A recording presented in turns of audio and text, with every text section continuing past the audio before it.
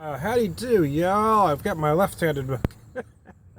That's a joke, man. Don't take me seriously, because I got to hold it with my left hand for you to see the ship. See, that's why I say it. Never mind. Anyways, hey, I've got one from Summit Brewing. Let me step out of shot. I don't know it's their talk about shot.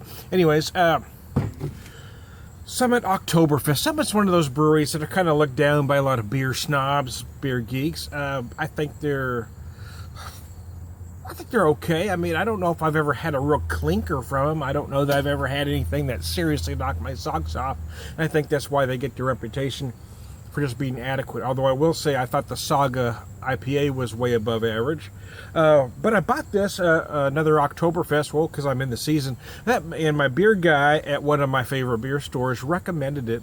And again, it's a brewery that he says doesn't usually knock his socks off, but he was really impressed by it. 7.1, very big for the style, a bit out of style parameters, to be honest with you. Hold on. I am reminded, though, of one of my favorite beer guys, the Brew Guru, who does a great beer blog. And he's mentioned that a beer can fail stylistically and you can still enjoy it hedonistically, basically meaning if it tastes good, drink it. You know, if it falls out of style parameters, maybe it's not great within the style, but it can still be a fine beer.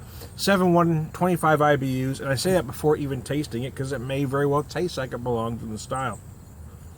But 7.1 is rather huge. The aroma was interesting there. Most fall between 5 and 6%, although I have seen several this season above 6%. But they typically run, 5.4, 5.5 for the most part. I'm finding that aroma interesting, though. It's not quite what I'm used to from a Marzen. They say it is brewed in the Marzen style, but I'm getting something funky on the aroma that I'm not used to getting. I'm not sure what that is yet, to be honest. Typically you get toasted malt, that sort of thing, maybe some honey in a very light way, but I'm not sure what that is. Hold on, let me just take a drink.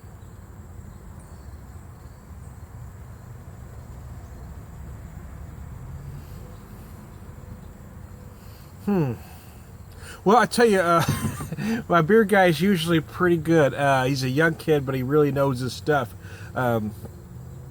I'm not sure about this one. Yeah, I mean, like I said, he's a young guy, but he really does know his stuff. He knows a lot about beer, and he's usually right on point. I'm not sure about this one. This one doesn't feel right to me.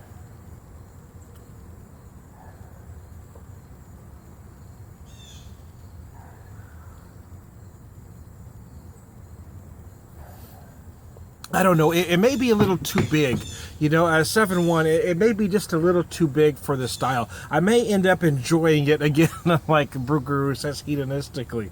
But I think for the style, I think it's a little off in my opinion.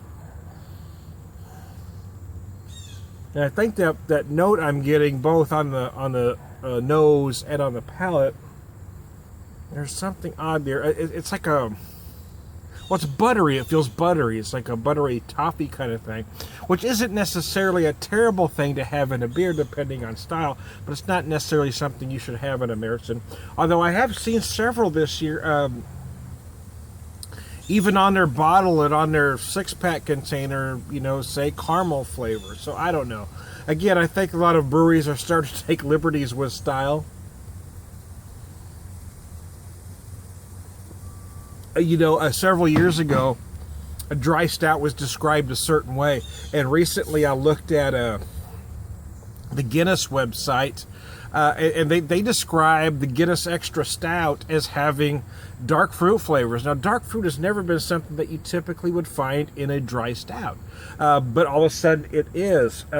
I don't know, I'm kind of thrown off. Doppelbocks didn't traditionally have plums in them, and now it seems like they all have plums in them. I'm not sure what it is. Everything has to be described with fruit flavors these days. I don't know if those fruit flavors are actually in the beer, or if they're trying to find a way to become more current. I think it is brilliant marketing. And I think a lot of it is interpretation. I think a lot of folks want to find those dark fruits in a dark beer. I mean, you expect to find those dark fruits in a Belgian quad, but not necessarily in a dry stout or even an imperial stout. But it seems like that's where you're finding them these days. And I don't know that they're actually in there. I think it's just interpretation. But that's just my opinion.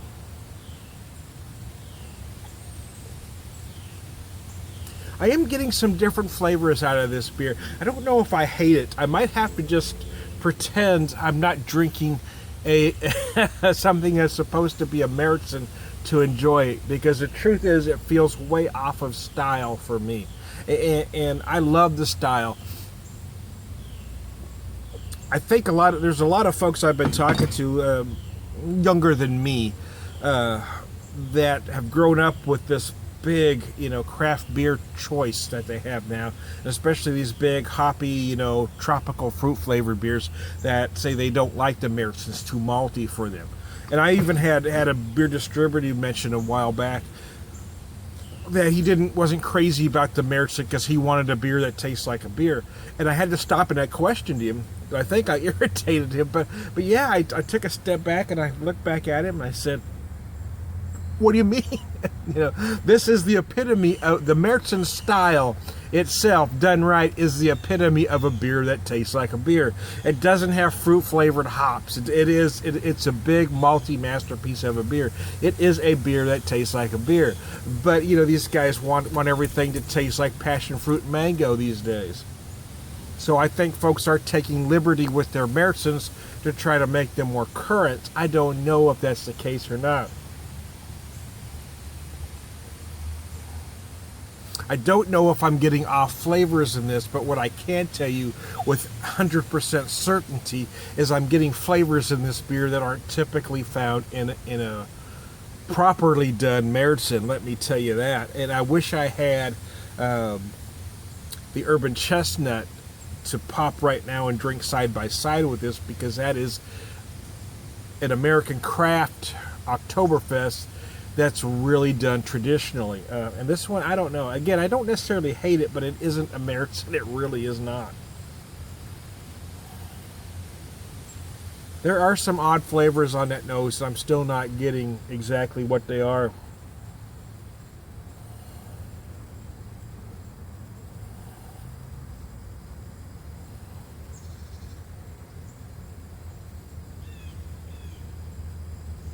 I've got a 6-pack of it, so I've got to find a way to enjoy it somehow, or I'm going to end up using it to marinate something, or I don't know what to do with it at the moment. At the moment, I'm a little perplexed, to be honest with you, because I'm not sure what some of these flavors are. And, that's, again, that's not something most beer guys admit, that they don't know what something is. They usually make something up. But I'm telling you straight out, I'm not sure what flavors I'm getting, but I can tell you with 100% certainty that I'm not getting traditional Marzen flavors from something that's supposed to be a traditional Marzen. That feels very odd to me.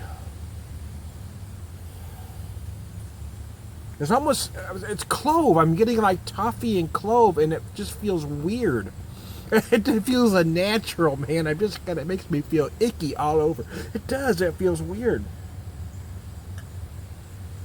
So anyway, I've ran this a lot longer than I should have anyway. I don't know. There's just some various odd flavors in this. I'm getting something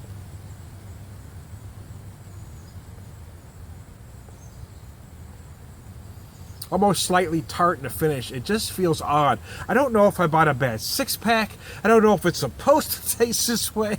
I don't know, but again, I can tell you with 100% certainty that it's not the flavors that you're supposed to get from a Marzen. This is Tom the Beer Whisperer, who's very perplexed at this moment.